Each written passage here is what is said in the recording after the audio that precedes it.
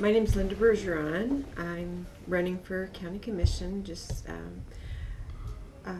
basically trying to get back to our Constitution and following our rule of law and representing the people. Thank you. My name is John Lawson.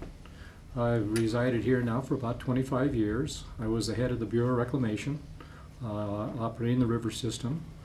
I've gained a lot of experience, first-hand experience, with regard to fiscal responsibilities and the kinds of skills that I think could really add to being one of the team members on the County Commissioners.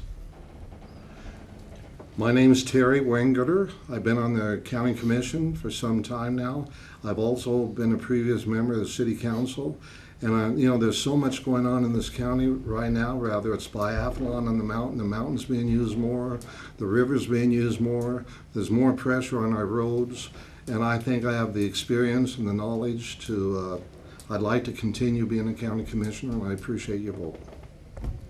My name's Steve Schlager, born and raised Casper, Wyoming. Left for the military for a few years. Came back in the early 90s. Worked for the city of Casper and worked my way up through the ranks, retired as a lieutenant in 2007. Just want to, I guess, serve the public, get back involved in the community, and do the best job I possibly can. My name's Rob Hendry. I live out west of Casper. We own a ranch out there, and then I've got a construction company. I'm just finishing up my second term as a county commissioner. When I first came in, I really wanted to talk about roads, and we got to talking about a courthouse and then juvenile detention, and I'd really like to talk about those roads now, and so that's why I'd like to serve another term. Thank you.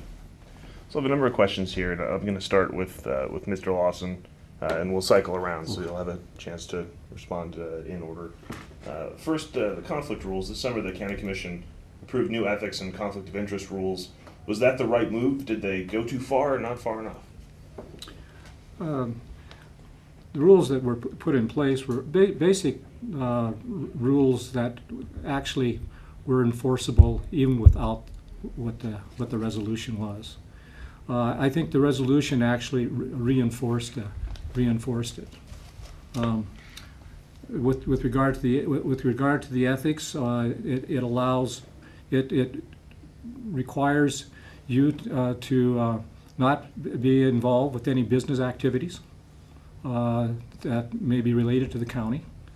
I believe that's a good approach that allows you to avoid any conflicts in the future, and it gives a better working relationship with the other fellow commissioners. Ethics-wise, like Mr. Lawson said, it's just better if a county commissioner doesn't do any business with the county as far as sales-wise or anything that affects them financially-wise. It's just better that way. All we just want people, when they get up before us, we've had some tough meetings the last few meetings, rather it was cell towers or Salt Creek, or whatever. All we want is people to get up, and as far as I'm concerned, they can take a little bit longer than 3 minutes. I'll listen to them. I want to listen to the public. But we ask them to respect us, and in turn we'll respect them. I feel the county commissioners do respect them, but sometimes people get a little upset with us, and there's some strong, I understand there's some strong opinions, strong issues going on, but we just ask everybody to treat us like they expect to be treated. Steve, conflict of interest and ethics. Ethics and conflict of interest, unfortunately, in modern times, we have to have rules that are basically what should be common sense. I don't think that it went too far. I believe there has to be some kind of rules.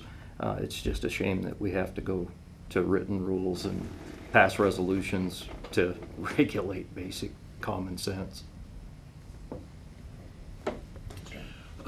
I think the ethics rule that we passed was a good move. We've witnessed right here in Natrona County the city council get bogged down, and we had a contractor on the city council, and it's consumed the city council for almost a year. And so that was part of the emphasis to pass that in the county. We've got too much business to be done to be mired into that kind of controversy. And so that was the reason that we passed it, and I think it's a good thing. Next question, Mr. Wingerter, I'll start with you. Linda didn't get to answer. What's that? Oh, I'm Linda very did not sorry. get to answer. Yeah. Sorry. I always seem to miss the one person in the very end. Please. I disagree a bit. And the reason that I disagree is a lot of land issues go through the county commission, and people work their entire life for their property, and they live. A lot of people grow up on land that has been in their family, and because of that, there is passion. And I think a little tolerance is in order. And we also need to understand that a lot of these people are not polished, but they're true, and their hearts are right. And why the language may not be perfect, I think that it could be allowed. And the time limit, I think, is begs for some maybe some expansion. So are we talking, I'm just confused here, because we were talking ethics and conflict of interest rules, and are you talking about speaking before the commission? That is speaking, and it was part of that. It was part of that ethics. And they went so far as to have a timer and cut it off immediately at the 3 minutes. So that I'm concerned about that. We are a government that represents the people. We're a constitutional republic system of government. Thank you, and I apologize Thank for the you oversight. kindly. Mr. Wingerter, next question. What should be the future of the Natrona County Public Library? Are you happy with its state and direction? Why or why not? Well, I'll tell you, the library recently, last summer, they had to turn down some kids because there wasn't enough room in their summer reading program. It's a building that needs to be maintained. You know, the fire department just told us that we have to. It was built. I forget what year the building was built, but they don't have a fire spray. I forget what they call it, but what do they call it? Suppression system. I sound like one of those presidential debate guys from Texas. Anyway, they don't have a spray system. And yes, I think they need a new library. When they need it, I don't know. And the size, I don't know. But that building the town's growing, the metro area is growing, and the library is just not large enough. And we need some fire escape doors in there, which health and safety is number one, and that's what we're going to do soon. Hopefully the 1% is going to pass, and we're going to spend up to $800,000 on that building to maintain it right now.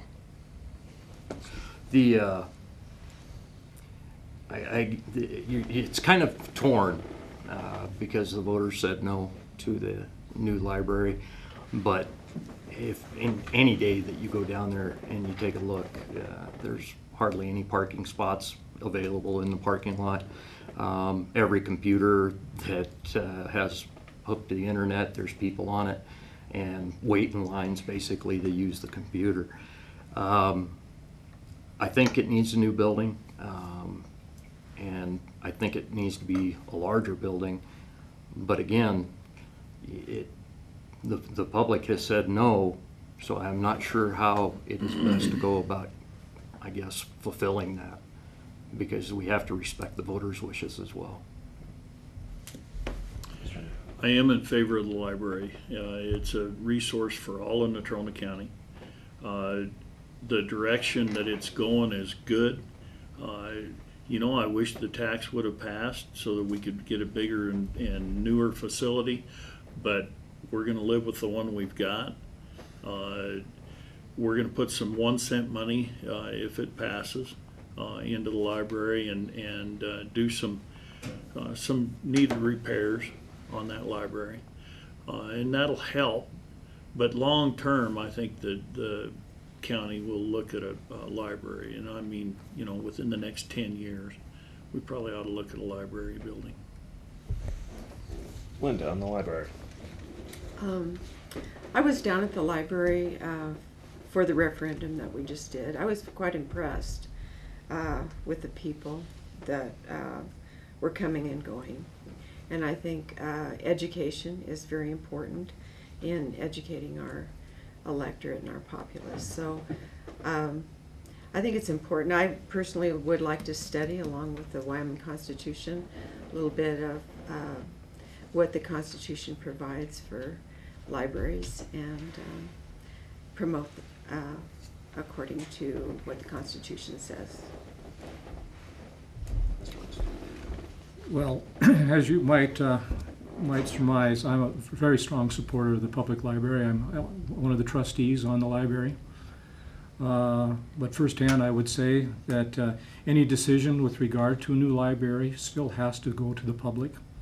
The public has spoke before, but that doesn't mean that it still isn't a valid discussion that needs to still be taken forward.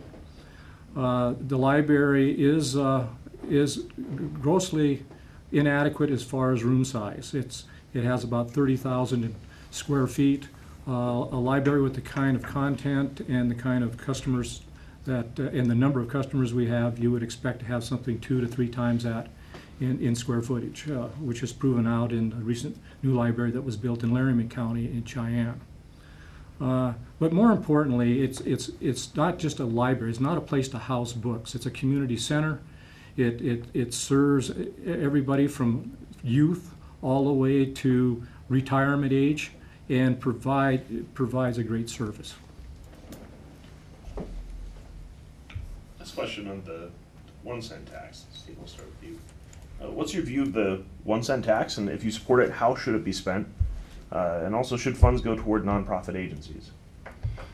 I am a supporter of the 1 cent. It has done amazing things for our communities.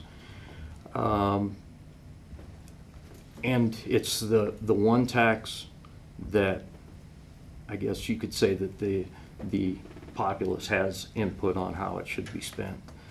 As far as those monies going towards nonprofits, as long as those nonprofits are along the lines of, let's say, the top 5 or whatever the list is that the people say that the money should be spent, as long as it is in one of those, or I'm trying to come up with an example here, I don't see a problem with those one cent funds going to that. Most of the 1 cent funds are for capital projects already. I know the smaller entities, the municipalities, are reliant on that 1 cent for day-to-day operations. I think the county and the city of Casper are probably the best fit to make do without if it were not to pass. I do support the 1 cent. It's really a way to do some vital infrastructure needs in the county.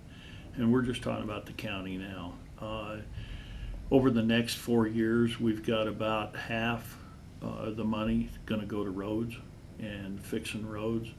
The other part, as it was mentioned in here, we're going to spend some money on the library and get some needed improvements there. As far as nonprofits go, over the years we have given some money to nonprofits, and as those needs arise, then that's something that can always be looked at. And I think that's a vital part of this community that a lot of communities in the state don't have. There are those kind of organizations that help people, and you can see it at 4-H sales and everything else. And So it's a good place to spend some of the money. Bergeron, 1 cent tax. I don't support it at this time, and the reason that I don't is I think it's being abused. I think that it's creating a bureaucracy that is competing with private business enterprises, and I don't think that's the place of government to do that. I think that the 1 cent should be used for possibly to help the library, but I think it should be limited in its expanse, and that it shouldn't conflict with private business enterprises. Mr. Lawson. I support the 1 cent for many of the reasons that the previous candidates supported. It's one that's an fairly equitable tax that allows the actual voters to have somewhat of an input and say to it, but it's used largely for public safety issues. It's used for things such as the county for fire support, fire stations out in the county, such as at Midwest. So it's really a widespread and a very well accepted tax use of the tax throughout the county, and not just one entity. I certainly support the 1 cent. You know, in the last few years, the 1 cent has done so much for this county. And then, you know, we expect, it's projected the next 1 cent, 1 cent 15, will bring in about $15.5 million into this county. And some of the projects, you know, it's been talked about the library and roads. We think fire truck for the fire district, a new pumper. With recent 1 cent monies, we helped out Midwest with their rec center, and of course with their new fire hall up there. The rec center, it just opened up here a few months ago, and it was our first new building that Midwest has had in 30 years, other than a few oil shacks. You know, but certainly I think the 1 cent is the way to go, and I strongly support it. So next, let's talk about growth. And Rob Hendry, we'll start with you. Casper, bar none, et cetera, some of the fastest growing municipalities in the country. What are the challenges of such growth, and what would you as commissioner do regarding those challenges going forward? Well, we have a lot of growth coming, and we're seeing just the tip of it right now. We have a big oil play going down on Converse County. Many of those people are going to live in Casper and our surrounding communities. Bar none was one of the fastest growing in the country, and it's going to continue to grow.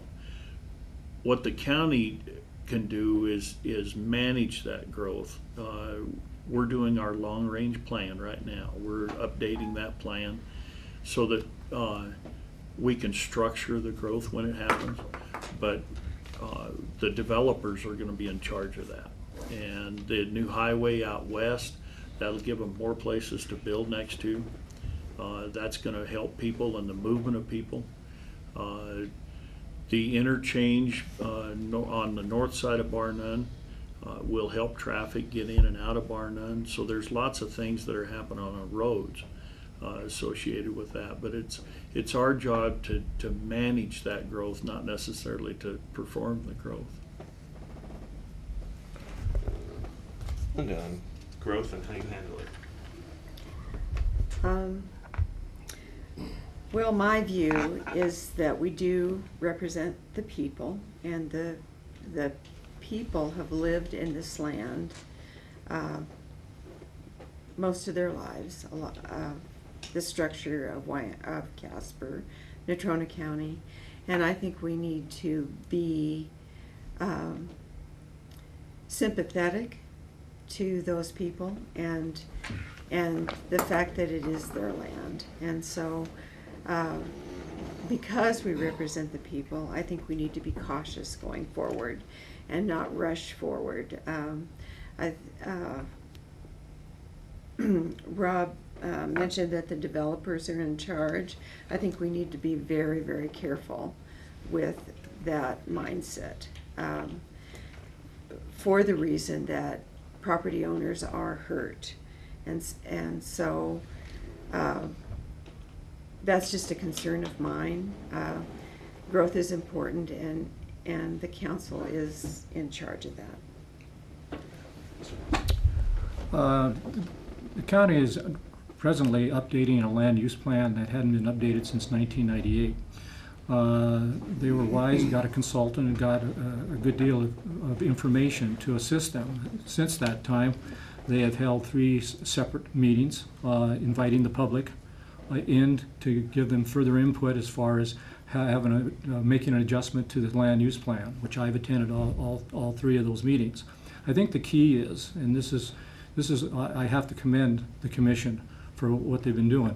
The key is you're going to have far greater public involvement. You're going to have to start getting more inclusive as far as getting input from all the people out there. It isn't just a bar none issue.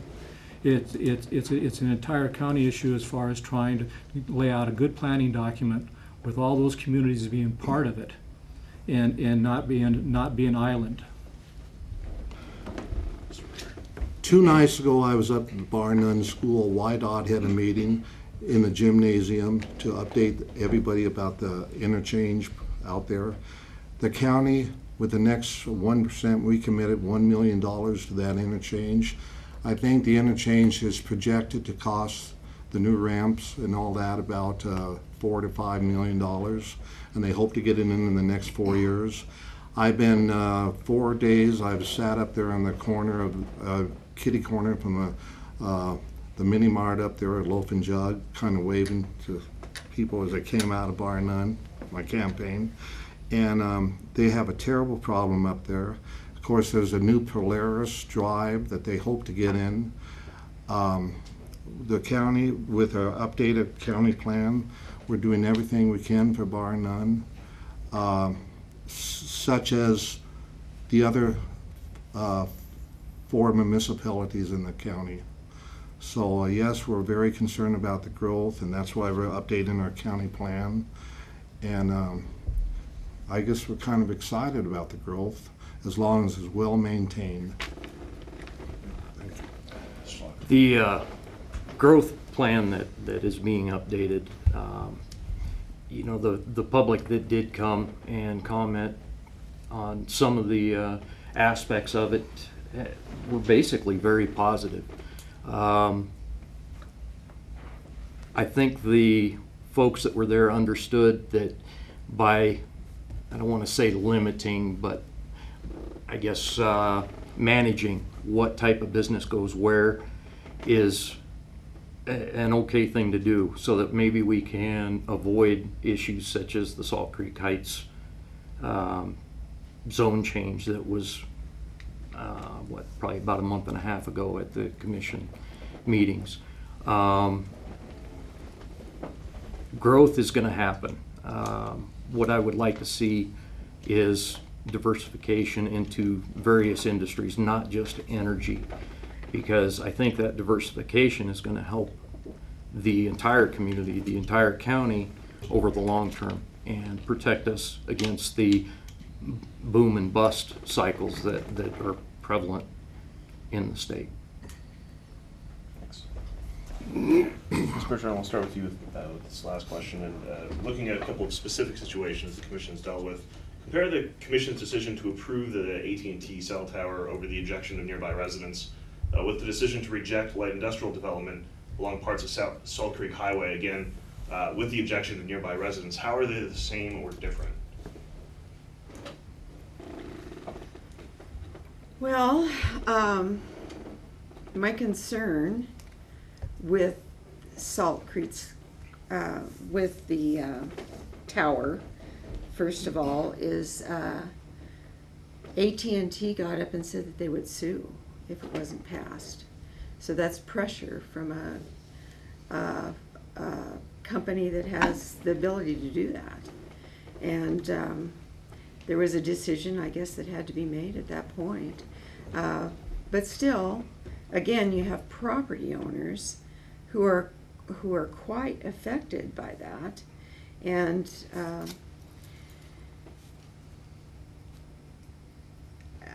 on the other side of that, the Forbes Road, is that what you're talking about with Salt Creek Heights? Those property owners that got a petition out of 50 residents in that area. They had 35 signatures and were continuing and did continue to get signatures. The county did vote in favor of that,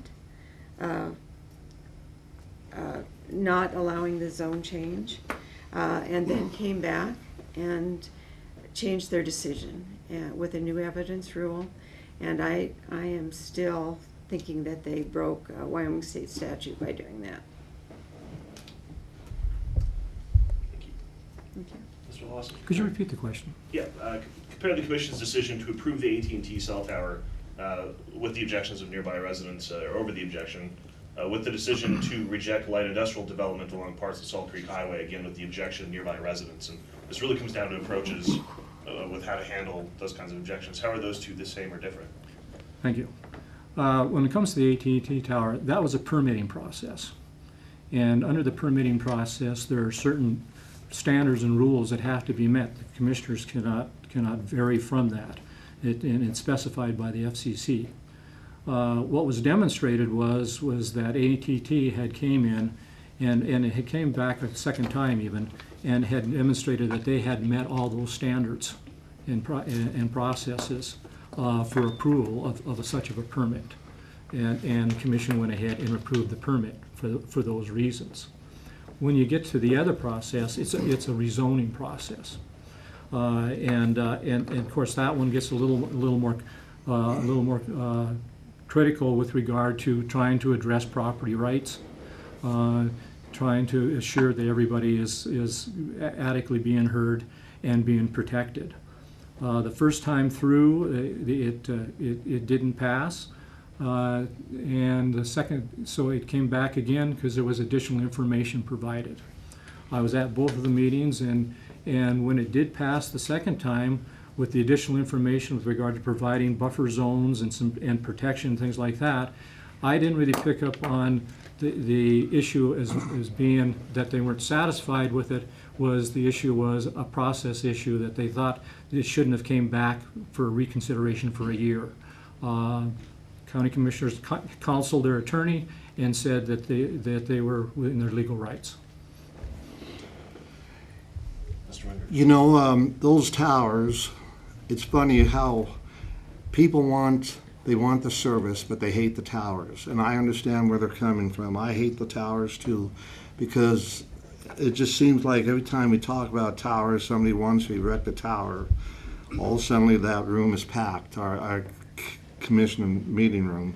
But I'll tell you what, you need the towers, and after you hear both sides of the issue, and if AT&T, in this particular case, they did all their permitting process, I voted for it.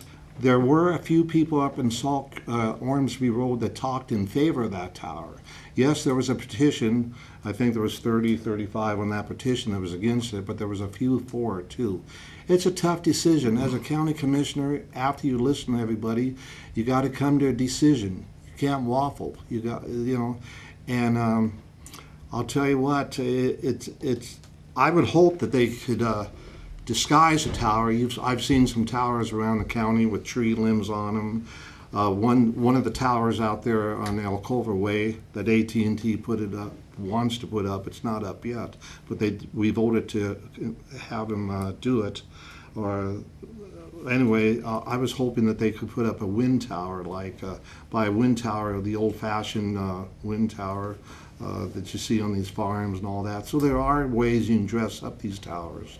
So anyway, it's a tough decision, but as a county commissioner, you've got to make a decision, and hopefully you did the right thing and live with it.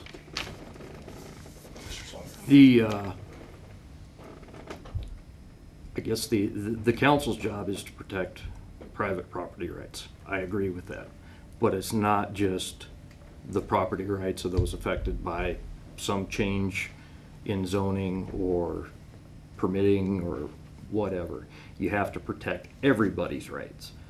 And that includes the Salt Creek Heights addition or rezoning. That was approved after the commission spoke to their competent counsel, and it was deemed as additional evidence has been found, so that's kind of water under the bridge. I think that public involvement from the beginning could have alleviated most of that.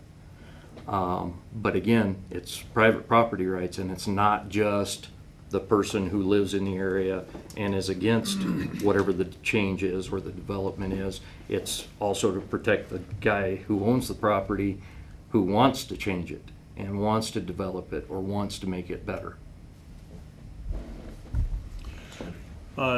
When that AT&T proposal, there was 3 of them that came up, and I voted against all 3 of them. And the reason is because the placement of the tower, meaning that the topography more than the neighborhood for me. That tower's in a hole, and I just don't think it's the right spot for the tower. The one out in Bessemer that was passed is in a hole. The one up going out 2026 is also in a valley and in a hole. So their attempt to go down the highway and have good cell phone service, I think they missed the boat. That's why I voted against it. The Salt Creek Heights and Wardwell area, that whole area up there in our existing long-range plan had industrial, light industrial and industrial marked for that whole area. And if you go up there and look at it, that's exactly what's there. There's some small areas with housing, but there's also industrial and light industrial up there. So this was getting a little closer to the houses than it has before, but that guy, it was a willing seller and willing buyer transaction. He came back to us. It didn't pass the first time. He came back to us, and they won a pretty good victory. They've got a berm up, and they've got an asphalt road, and it's a pretty good industrial area now. Thank you. Any other questions from the board? That's my list. I want to give you a chance for closing statements, and we're going to have to cap you hard at 2 minutes because we're going to just run out of tape. So I appreciate your promptness. Mr. Lawson, we'll start with you, and Lyndon, make sure I don't forget you. I apologize. Thank you. Thank you. I don't want to use too much of my time, but I would like to come back to the very first question, since I was asked the first question. There was actually 2 actions taken by the commission. There was a conflict of interest action, and then later an ethics action. And so when you asked me and you said conflict of interest, I spoke to the conflict of interest action, and largely not to the ethics action, which was a later action with regard to the rules of addressing the commission at a public meeting. So just would want to clarify that. With regard to myself, I think that I have a lot to offer to being one of the 5 team members of the county commissioners. I have extensive experience in complex issues through the Bureau of Reclamation when I had to address water and land issues, permitting issues, right-of-way issues on canals, specifically having to do a collaborative process with federal, state, county, and local irrigation districts, as an example.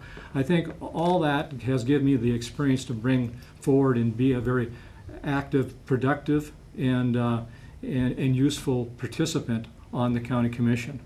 Not one commissioner runs the county; it's the 5 that run it, and I believe that I have the kind of information and the ability that I could complement the other 4 commissioners. Thank you. I've been around for some time, and I've thoroughly enjoyed it. I enjoy public service. Not only have I been on the city council and county commission over the years, but I also have volunteered around the county quite a bit. For instance, the last October snowstorm, I was in Washington Park in City Park helping with tree limbs. I've been on the JC, in the JCs. My one big JC project before the city decorated in front of the courthouse, I came up with the idea about, and I ran all over town collecting money from business people to buy lights. I'm just excited about being a county commissioner. There's so much going on in the county. Like I said before, the mountain's being used more and more, the river, bar none. Things are happening up there in Midwest. There's even a fish farm going up in Midwest, believe it or not, that they're all excited about.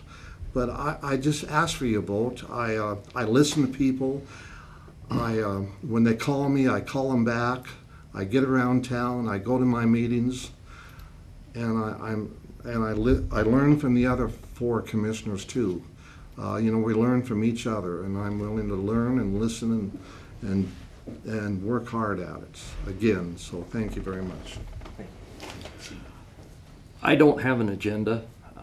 One of the things that I bring to the commission is I'm hardworking, dedicated, honest.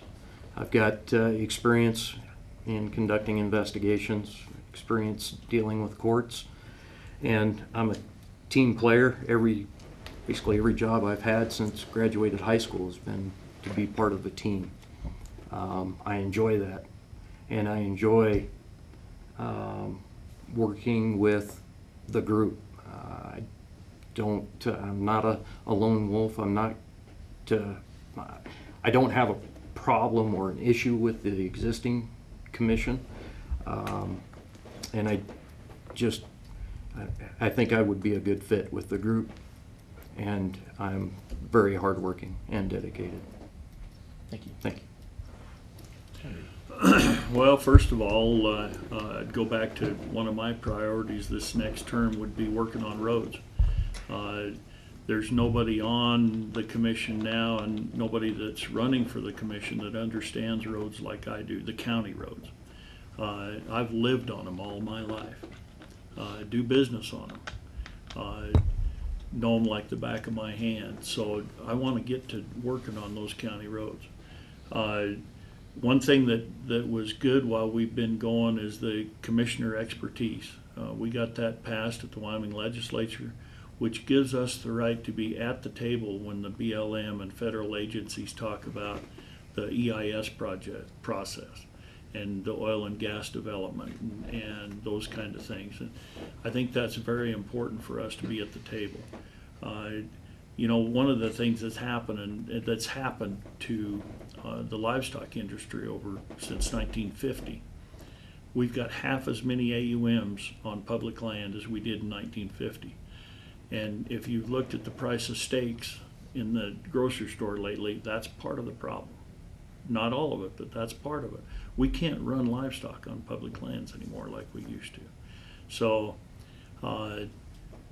being at the table helps some of those decisions, and there are a lot of oil and gas decisions now.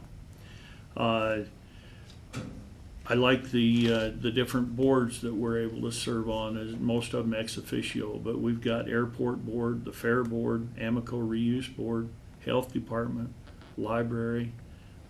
There's a lot of boards that we appoint people to, and that's a pretty substantial part of our commission, appointing those boards. And we need good people for those boards. So anybody that's watching this, if they're interested in boards, we need good people. So that's one thing that we do. And I'd appreciate your vote. I'd like to go for another term, but please get out and vote too. Ms. Bergeron. I'm wanting to be on the county commission because I believe that we need to be very cautious in protecting our property rights of our citizens, and also follow the Wyoming and the United States Constitution.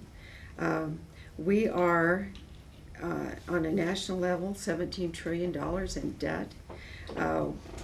I watched the county commission take grant money continually. I speak against taking that money, and I give reasons for not taking grants in specific situations. And I hear, Linda, I agree with you, but we need the money. Well, we do not need the money at the expense of the private citizen or the property owner. I'm quite concerned about that trend. And an example of that is the federal government is intruding into our water rights. They want to usurp state authority. Our laws are written currently to protect the state of Wyoming and the property owners and the state itself, and the federal government is usurping that authority. And it's very quiet and appears to be non-intrusive, but it is very intrusive. And we need to read the bills, watch the bills on the federal level so that we can be aware.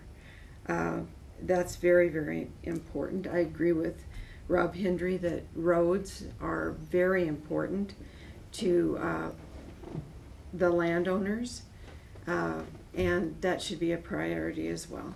Thank you, kindly. Thank you so much. Thanks each and every one of you for visiting us and speaking about the issues that we all care about. And good luck to all of you. Thank you Thanks. for having it.